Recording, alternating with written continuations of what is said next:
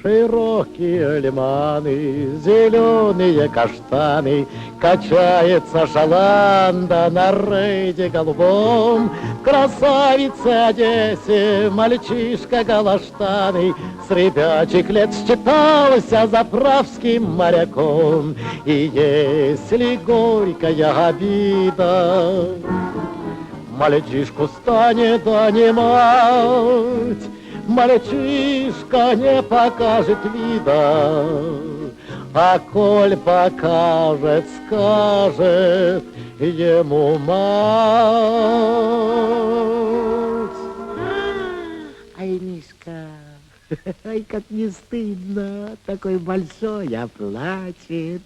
Ты же одессит, Мишка, а это значит, что не страшны тебе ни горе, ни беда. Ведь ты моряк, Мишка, моряк не плачет и не теряет бодрость духа никогда.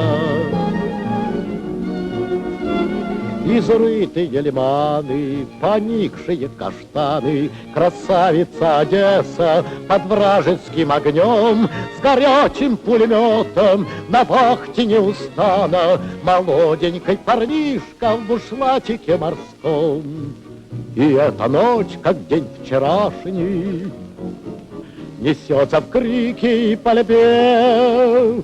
Парнишке не бывает страшно, а станет страшно, скажет он себе.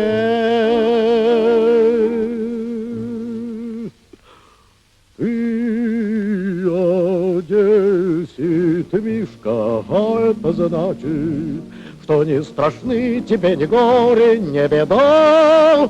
Ведь ты моряк, Мишка, моряк не плачет и не теряет бодрость духа никогда.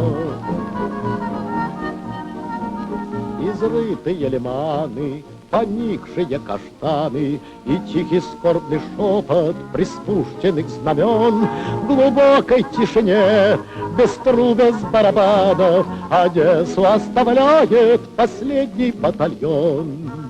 Хотелось лечь, прикрыть бы телом родные камни мостовой. Впервые плакать захотел он, но комиссар обнял его рукой. Брось, Мишка, брось, ты одессит, Мишка, а это значит, что не страшны тебе ни горе, ни беда. Ведь ты моряк, Мишка, моряк не плачет и не теряет бодрость духа никогда. Спокойные лиманы, зеленые каштаны, еще слышат шелест развернутых знамен, когда войдет обратно походкою чеканой красавицу Одессу усталый батальон.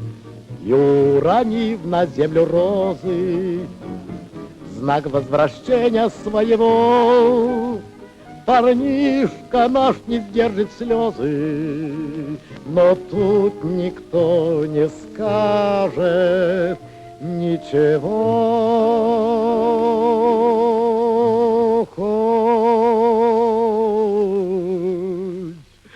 Хоть одессит, Мишка, а это значит, что не страшны ему ни горе, ни беда. Хоть моряк, Мишка, моряк не плачет, на этот раз поплакать право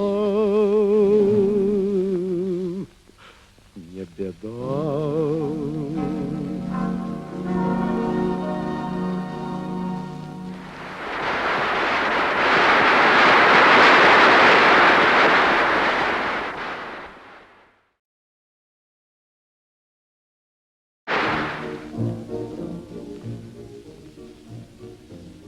Широкие лиманы, зеленые каштаны, качается шаланда на рейде голубом.